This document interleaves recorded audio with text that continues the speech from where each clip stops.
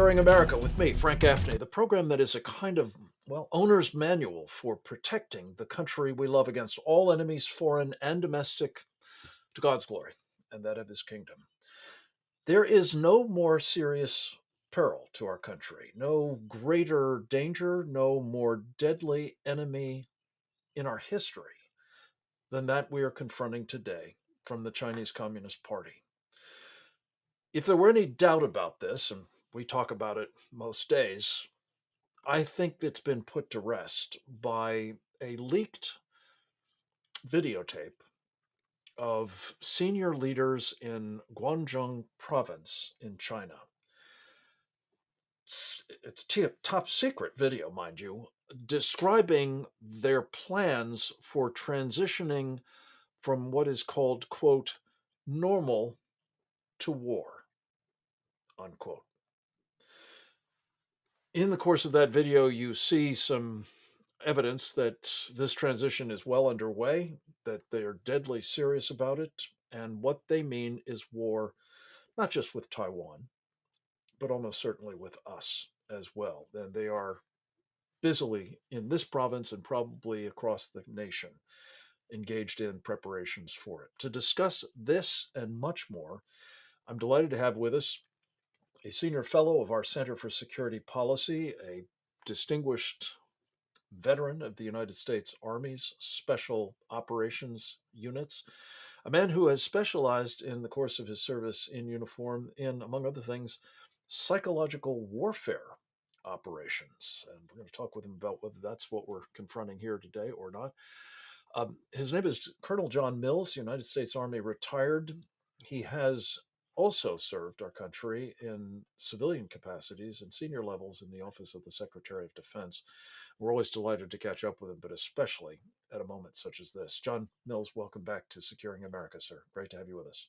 Thank you, Frank. Always an honor to be with you. So, what do you make of this videotape, John? Is it psyops, or is it, do you think, the real deal? Not totally clear. I found it very interesting.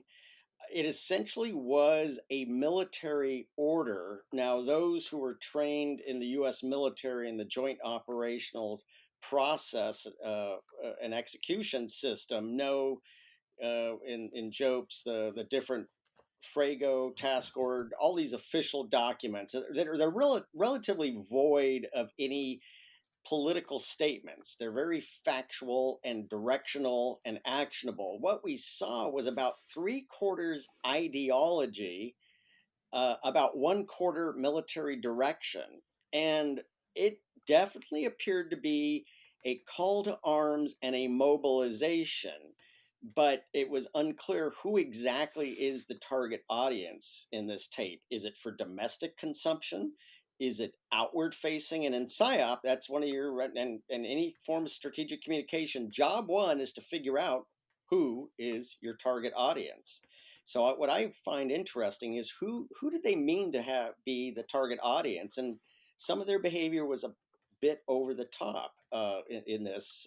Again, heavy on ideology while still having specific actionable military direction. So, if I can translate all of that, there's reason to believe this is real. And more to the point, what is going on, which it records, is serious preparations for war. Putting, in short, this particular province, Guangdong, but again, presumably every other one, on a war footing to mount and contend with whatever response we might mount in return uh, to an attack by the Chinese Communist Party on, as I say, Taiwan most immediately, but perhaps other parts of our areas of interest, shall we say, and maybe even our own territory. And John, talk a little bit about what um, other manifestations we've seen in terms of Chinese um, diplomatic as well as military and other sorts of preparations, shaping, as they say in the United States Army, the battlefield. Yeah, Frank, the ball is in play and world conflict is ongoing. A lot of Americans don't really realize. They said, well, there's not bombs or missiles going off other than than the Ukraine, and that's just the Ukraine. It has nothing to do with anything else that's going Mm. on. I said, oh, yes, yes, it does. And as we started talking about last fall, essentially, the written, agreed upon alliance between China, the much senior partner, and Russia, the much junior partner, and that after the Olympics, Russia was going to our analysis showed that we felt that there was Russia was going to kick it off with the Ukraine, Mm. which has turned into a quagmire and beginning to look in some ways like a defeat. But part of that was Putin selling the 72-hour blitz story to Xi. The main game was going to be in the Pacific. I would assert that it's already started in the Pacific with and in many ways they've enveloped and gone around. They've gone far.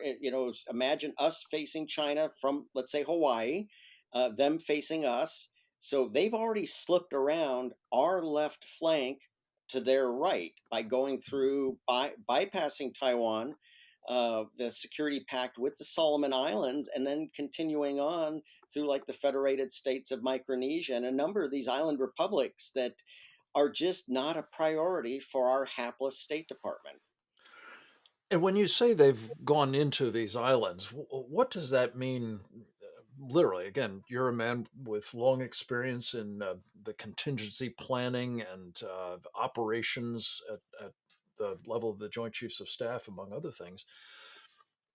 Are they, in fact, taking, as they seem to have done elsewhere, important steps towards translating uh, arrangements, whether they're financial, whether they're diplomatic, whether they're positioning of police forces and the like, into, well, putting in place essentially power projection options, at least in these various places.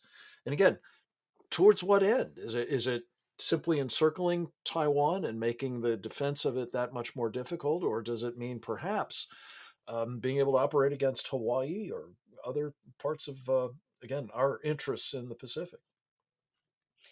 Yeah, well, I would say in their calculus and analysis of the situation, it's just like us in World War II. Do we take on Italy first or Germany, the weaker partner or the senior partner in the European theater? That was the conundrum, and the analysis from at least the American and British was take on the Italians first, and they folded like a cheap suit.